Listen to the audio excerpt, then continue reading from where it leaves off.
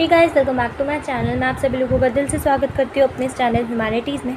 आज की इस वीडियो में हम स्टार्ट करने वाले हैं क्लास 12 की हिस्ट्री, जिसका चैप्टर नंबर 4 हम स्टार्ट करने वाले हैं। चैप्टर का नाम है थिंकर्स, बिलीव्स एंड बिल्डिंग। तो स्टार्ट करते हैं।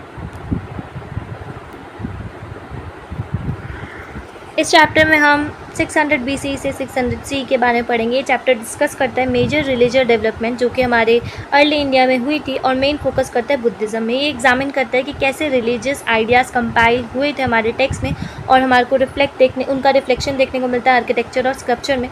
सोर्सेज की बात करें तो बुद्धिस्ट, जैना और ब्राह्मणिकल टेक्स्ट हैं। मटीरियल्स और बाकी जो बचे जैसे कि मॉन्यूमेंट्स और इंस्क्रिप्शन।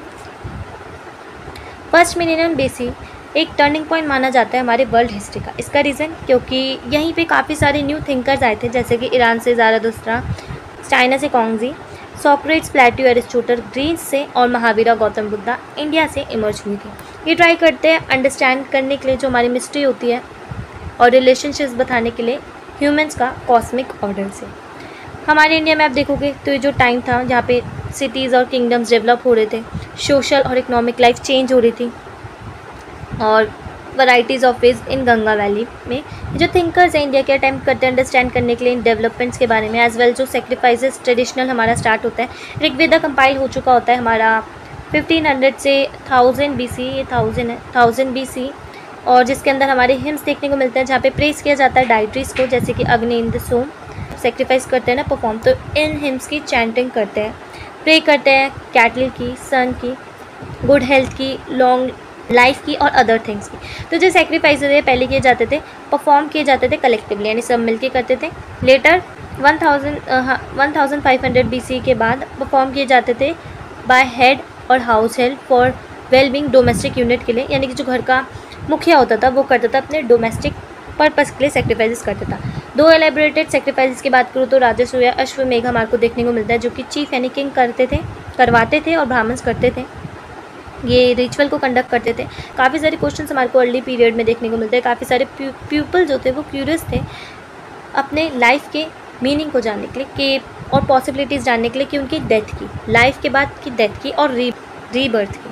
तो जो इशू करते हैं हमारे हॉटली डिबेट्स, पीपल जो वैदिक ट्रेडिशन के बाहर हैं वो पूछते हैं कि वो अपने सिंगल अल्टीमेट रियलिटी के बारे में पूछते हैं, और सिग्निफिकेंस पूछते हैं सेक्रीफिशियल ट्रेडिशन का। नेक्स्ट बात करते हैं क्या क्या डिबेट और डिस्कशन हुई थी। तो डिबेट और डिस्कशन कुटार्गशाला में होती है, तो हमारे को देखने को मिलता है 64 सेक्ट्स, स्कूल्स ऑफ थॉट्स, जहाँ पे लाइवली डिस्कशंस चलती हैं। डिबेट्स जो होती थी वो एक प्लेस में होती थी जहाँ पे टीचर्स और स्कूल्स ऑफ थॉट्स होते थे। कुटार्गशाला एक ऐसे प्लेस थे जहाँ पे सारे डिबेट्स होती थी, जितने भी टीचर्स करते थे, जो कि ट्राई करते थे एक दूसरे को कन्विंस करने की और अपने फिलॉसफी बताने की। कुटार्गशाला का मीनिंग क्या था? Literally pointed roof in grooves where travelling mendicants help.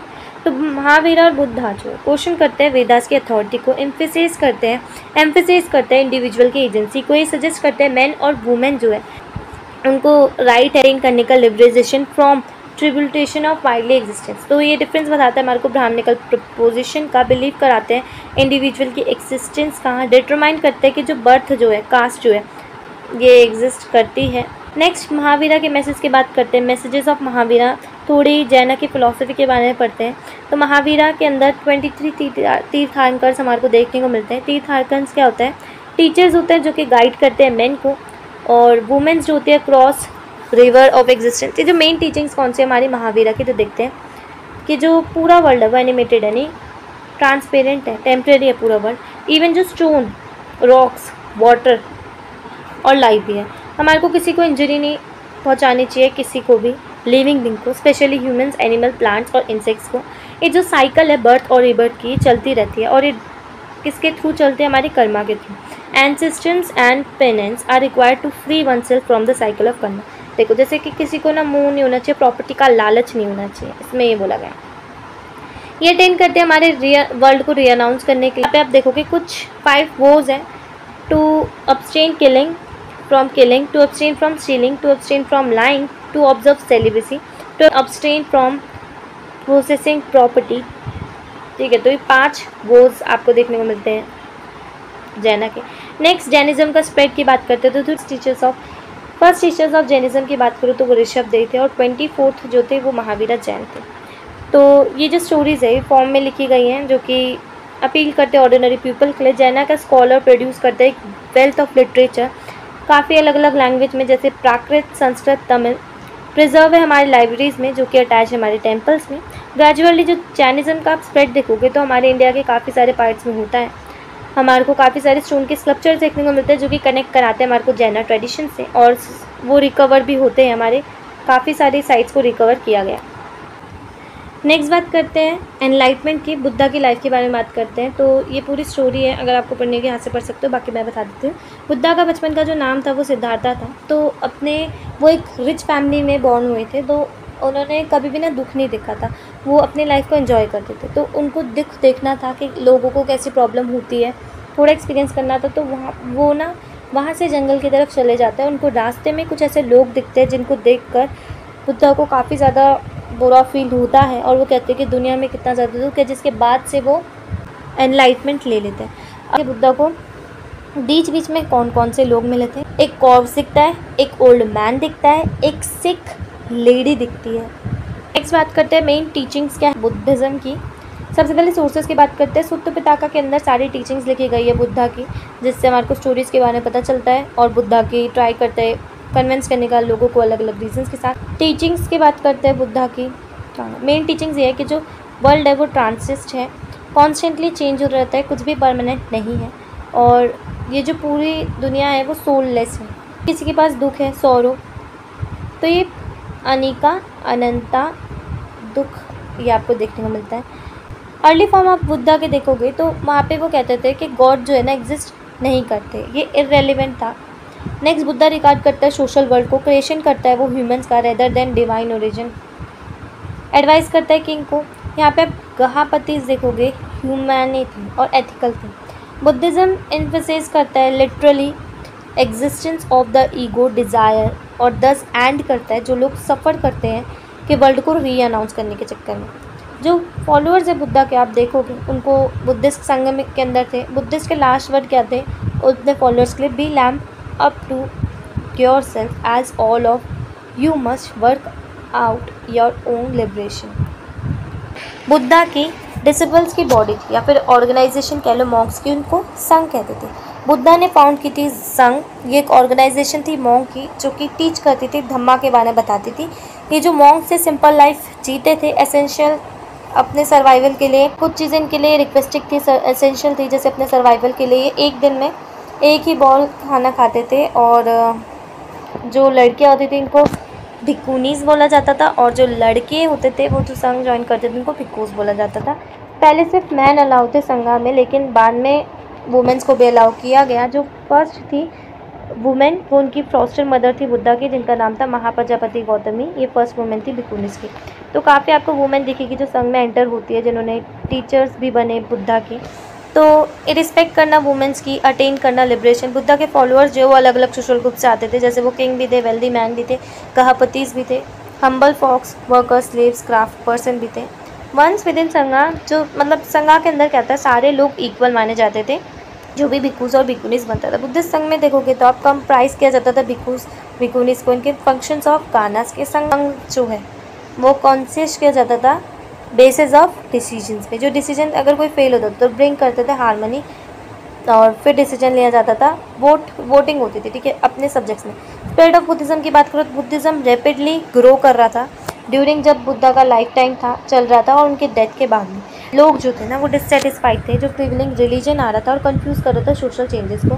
Buddhism emphasise करता है importance of conduct value rather than claim of superiority on birth. यानी कि बुद्धिज़्म को लोग क्यों अपना रहे थे, क्योंकि ये बिल्कुल ही अलग था हमारे वर्णा सिस्टम से, डिसाइड करेगा आपका जाति, तो ये इस चीज़ को नहीं मानता था। एम्फेसिस करता था आपका मेटा क्या होता है, फेलो फीलिंग्स, करुणा क्या होता है, कंपैशन। नेक्स्ट बुद्धिज़्म स्टूपा चैत्यास की बात करूँ, कुछ प्लेसेस ऐसे थे जिनको हम स्केयर्ड मानते थे, जो लोग थे पहले के टाइम पे। कुछ ऐसी साइट्स थी जो कि ट्रीज़ के अंदर थी, यूनिक थी रॉक्स साइट जो कि इंस्पायर करती थी, स्मॉल शाइन जो कि अटैच होती थी, उनको हम चैत्यास बोलते थे। कुछ ऐसे 4 प्लेसेस है जहाँ पे आप स्टूपास देखोगे। सबसे पहले लुम्बिनी, जहाँ पे बुद्धा का बॉर्न हुआ था, नेक्स्ट बोधगया जहाँ पे उनको एनलाइटमेंट मिली थी। थर्ड सरनाथ जहाँ पे उन्होंने फर्स्ट सरमन दिया था। और लास्ट कुशीनगर जहाँ पे उनको निभाना अटेंड किया था। तो जो 4 प्लेसेस हैं इनको स्केयर बोला जाता है, यानी कि पवित्र माना जाता है। स्तूपा का मतलब क्या होता है? स्तूपा के अंदर क्या होता है, जितने भी बुद्धा के रिलिक्स थे यानी डेड बॉडी के जितने भी पार्ट्स थे उनको बना के एक माउंट बनाया गया और उनकी बॉडीज उनसे रिलेटेड जितने भी ऑब्जेक्ट्स थे उनको वहाँ पे बरी किया गया और इसी को स्तूपा बोलते हैं। अशोका, बुद्धा की डेथ के बाद अशोका ने डिस्ट्रीब्यूट करे बुद्धा के जितने भी रिलिक्स थे उनसे रिलेटेड जितने भी इंपॉर्टेंट टाउन थे ताकि वहाँ पे कंस्ट्रक्शन हो स्तूपा का।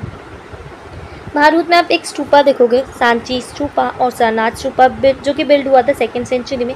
इंस्क्रिप्शंस हमें बताते हैं, इंस्क्रिप्शंस में मिले रेलिंग पिलर्स ऑफ स्तूपा के बारे में हमारे को आइडिया देते हैं, जो कि डोनेशंस दिए किंग गिल्ड भिक्खूज भिक्खुनीज ने और ऑर्डिनरी मैन वुमेन ने बिल्ड करने के लिए, डेकोरेटिंग करने के लिए हमारे मॉन्यूमेंट स्ट्रक्चर जैसे स्तूपा जो एक संस्कृत वर्ड है जिसका मीनिंग होता है हिप। ये एक स्ट्रक्चर की बात करूँ ओरिजिनेट होता है एक सर्कल माउंट जिसको हम अंडा कहते हैं। ग्रेजुअली ये डेवलप हुआ एक कॉम्प्लेक्स स्ट्रक्चर में। तो इसके ऊपर आपको एक ऐसे बालकनी लाइक स्ट्रक्चर दिखेगा, बालकनी लाइक स्ट्रक्चर, इसको हम हार्मिका बोलते हैं। और ऐसे आपको एक छतरी टाइप दिखेगी, ऐसे इसको अंडा बोलते हैं।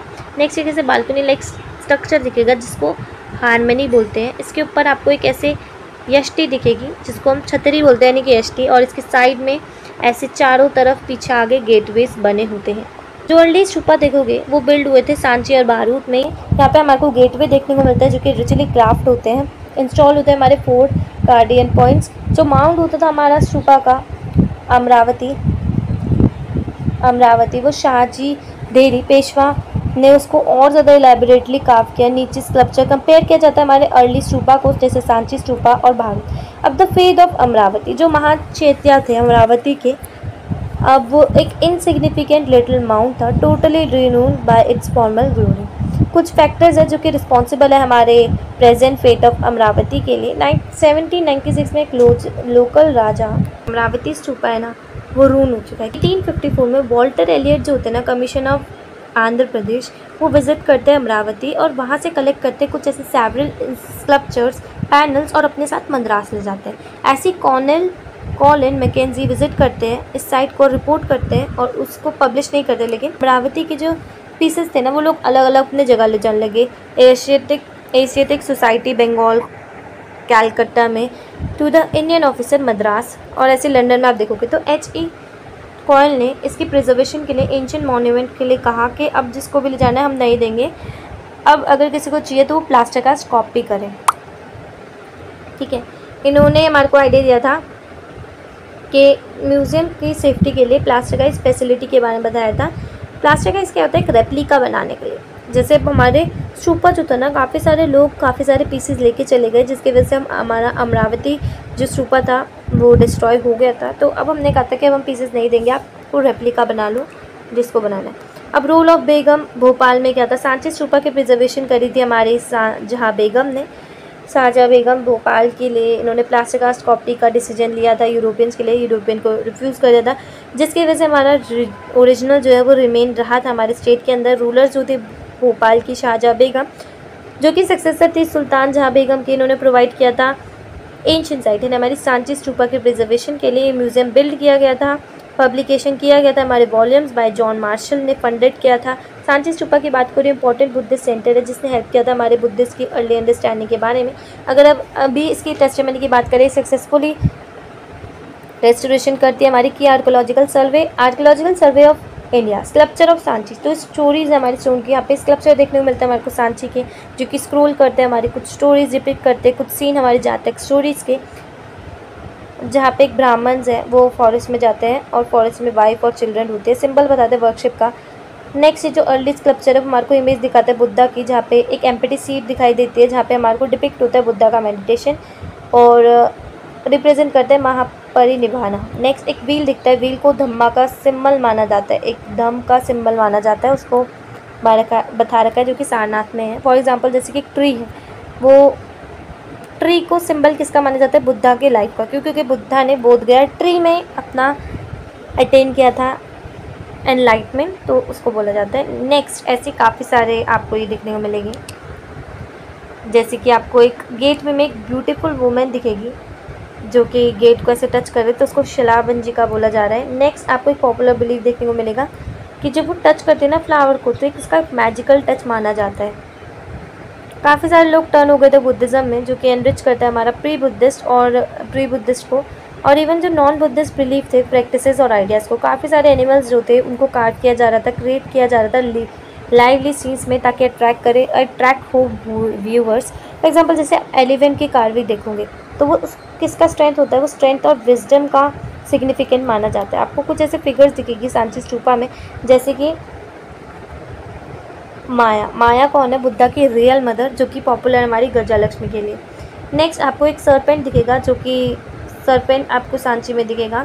ये एक मॉडर्न आर्ट है जो कि हिस्टोरियंस कंसीडर करते हैं सांची जो एक सेंटर है ट्री का सरपेंट वर्शिप। डेवलपमेंट की बात करूँ महायाना बुद्धिज़्म, तो फर्स्ट सेंचुरी के अंदर हमारे को काफ़ी सारे चेंजेस देखने को मिलते हैं बुद्धिस्ट की आइडियाज़ और प्रैक्टिसेस में।